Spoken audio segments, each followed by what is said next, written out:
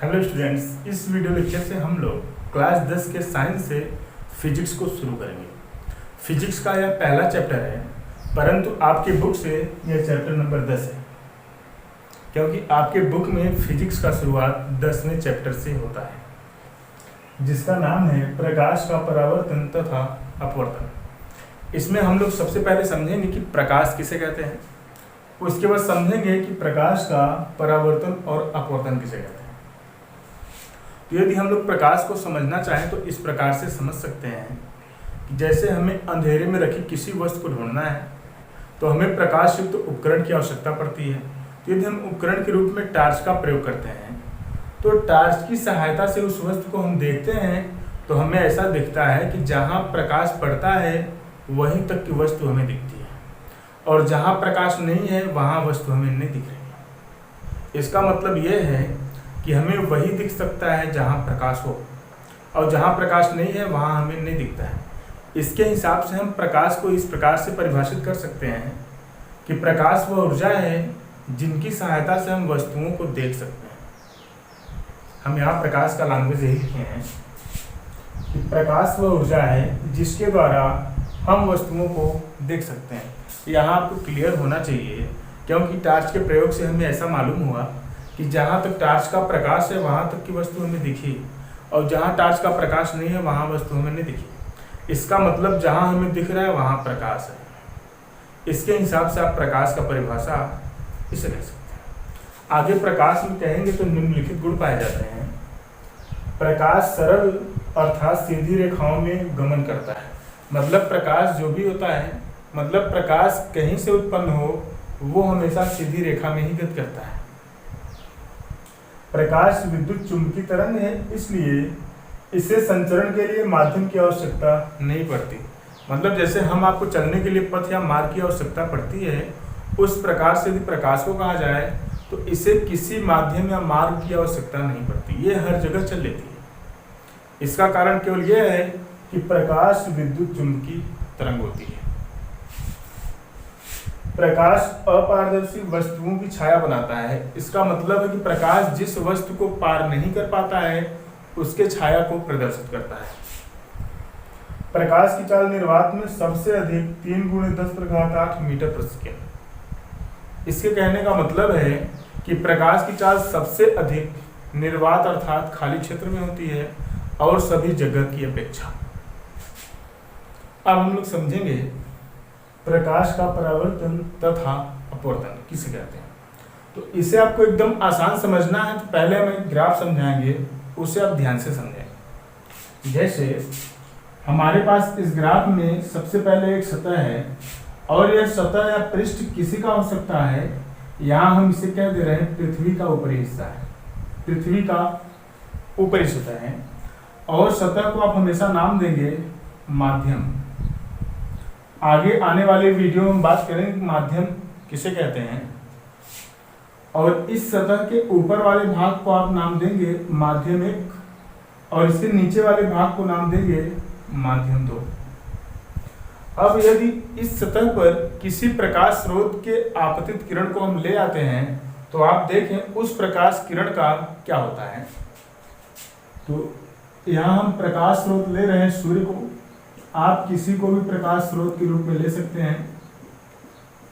प्रकाश स्रोत उसे कहते हैं जिनसे प्रकाश उत्पन्न हो सकता है।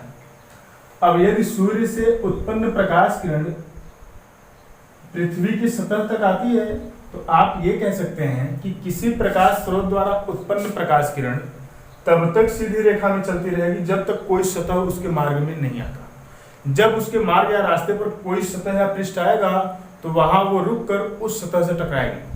तो उसी प्रकार पृथ्वी के सतह तक सूर्य की प्रकाश किरण आई, जब सतह मिला तो यहाँ पर ये टकराएगी, और टकराने के बाद इसका अधिकांश भाग आप देखें, इस प्रकाश किरण का अधिकांश भाग वापस स्रोत की तरफ लौटेगा, और इसी को आप कहते हैं प्रकाश का परावर्तन। यहाँ आपको समझ में आया होगा।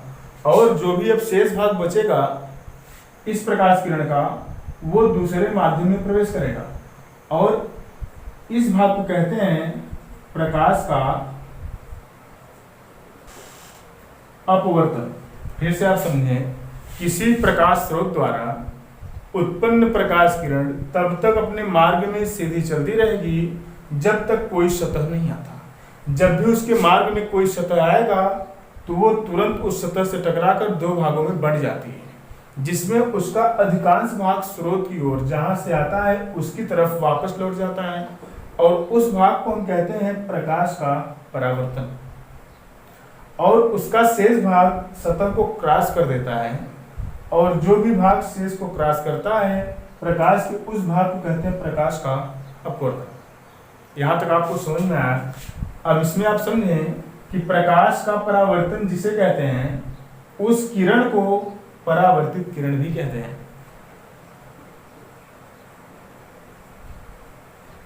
और प्रकाश का अपवर्तन जिसे कहते हैं उसे आप अपवर्तित किरण भी कह सकते हैं।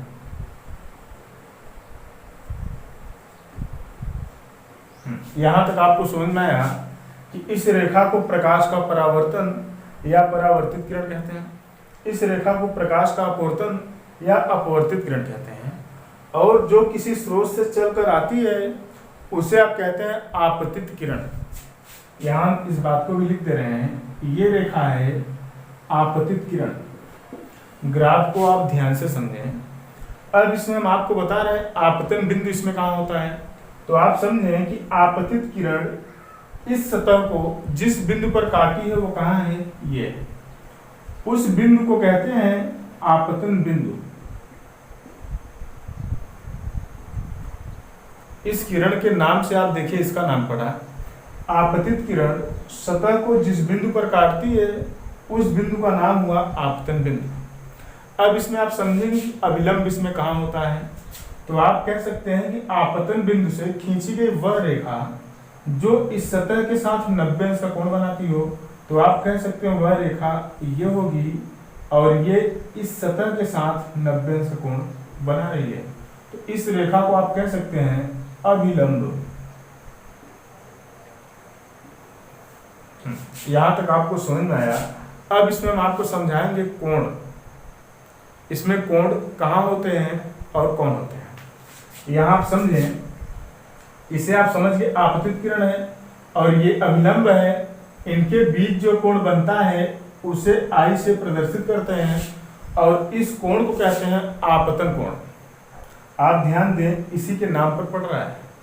आपतित किरण के साथ जो कोण बनेगा उसे कहेंगे आपतन कोण। आगे यदि अभिलंब को हम नीचे इस प्रकार खींच दें उसी के हिसाब से, तो यहाँ भी से अभिलंब ही कहेंगे। और अभिलंब के साथ अपवर्तित किरण माने ये, इसको हम मिलाते हैं तो इसे प्रदर्शित करते हैं स्मॉल r से, और इस कोण का नाम होता है अपवर्तन कोण। आपतित किरण से जो कोण बना उसे आपतन कोण कहते हैं, जिसे I से प्रदर्शित करते हैं।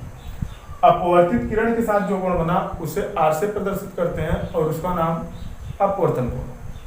आगे इसमें आप एक कोण और बना सकते हैं जो परावर्तित किरण से बन सकता है, तो परावर्तित किरण और अभिलंब के बीच जो कोण बनता है उसे कहते हैं परावर्तन कोण। आगे आपको एक बात याद रखना है कि आपतन कोण और परावर्तन कोण सदैव बराबर होते हैं। यहाँ तक आपको समझ में आया होगा। अब हम इनके परिभाषा को लिख रहे हैं। आगे हम इनके लैंग्वेज को लिख दिए हैं। जैसे प्रकाश का परावर्तन, आपतित प्रकाश किरण का वह भाग जो सतह से टकराकर स्रोत की ओर लौट जाता है। आप देखें, सतह से टकराया और स्रोत की ओर लौटा, इसे आप कहते हैं प्रकाश का परावर्तन। अगला है प्रकाश का अपवर्तन। आपतित प्रकाश किरण का वह भाग जो सतह को पार कर जाता है, तो सतह को पार करने वाली रेखा ये है और इसे कहते हैं प्रकाश का अपवर्तन। आगे है आपतन बिंदु। आपतित किरण सतह को जिस बिंदु पर काटती है उसे आप कहते हैं आपतन बिंदु। देखें, आपतित किरण ये है, सतह को जिस बिंदु पर काटती है वह बिंदु ये है, इसे कहते हैं आपतन बिंदु। अभिलंब, आपतन बिंदु से खींची गई वह रेखा जो सतह के साथ 90 अंश का कोण बनाती है। आपतन बिंदु आप जान रहे ये है, यहाँ से खींची गई रेखा ये है और ये सतह के साथ 90 अंश कोण बना रही है, इसलिए इसे कहते हैं अभिलंब। आगे है आपतन कोण। आपतित किरण और अविलंब के बीच बना कोण। आपतित किरण आपका ये है, अविलंब ये है, इनके बीच जो कोण बनता है आई, इसे कहते हैं आपतन कोण। आपको यहाँ याद रखना है कि इसे आई से प्रदर्शित करते हैं।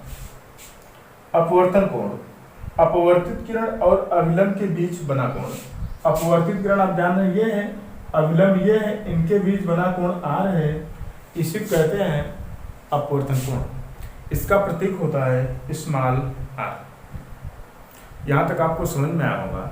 अब हम लोग समझेंगे प्रकाश के परावर्तन के नियम। इसका मतलब है कि प्रकाश का परावर्तन किस स्थितियों में होता है। तो यहाँ आप देखें, मैं यहाँ निम्नलिखित 2 स्थितियों को लिख दिया हूँ।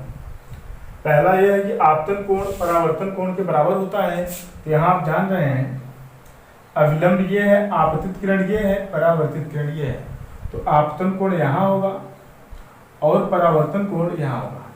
ये फिक्स होना चाहिए कि ये दोनों बराबर होते हैं, तो आपका प्रकाश परावर्तित होगा। या आपतित किरण आपतन बिंदु पर अविलंब तथा परावर्तित किरण सभी एक ही तल पर हों। तो यहाँ आप देखें कि आपतित किरण माने ये, आपतन बिंदु माने ये, अविलंब का मतलब है ये, और परावर्तित किरण का मतलब है ये रेखा। आप इन चारों को देखें तो सभी एक ही तल पर मिलते हैं, अतः आप कह सकते हैं कि यहाँ भी प्रकाश का परावर्तन संभव है। इसके आगे का पद हमारे नेक्स्ट वीडियो में आपको मिलेगा। यदि यहाँ तक का वीडियो आपको पसंद आया हो तो इस वीडियो को लाइक करें, सब्सक्राइब करें, दोस्तों के साथ शेयर करें। Thanks for watching.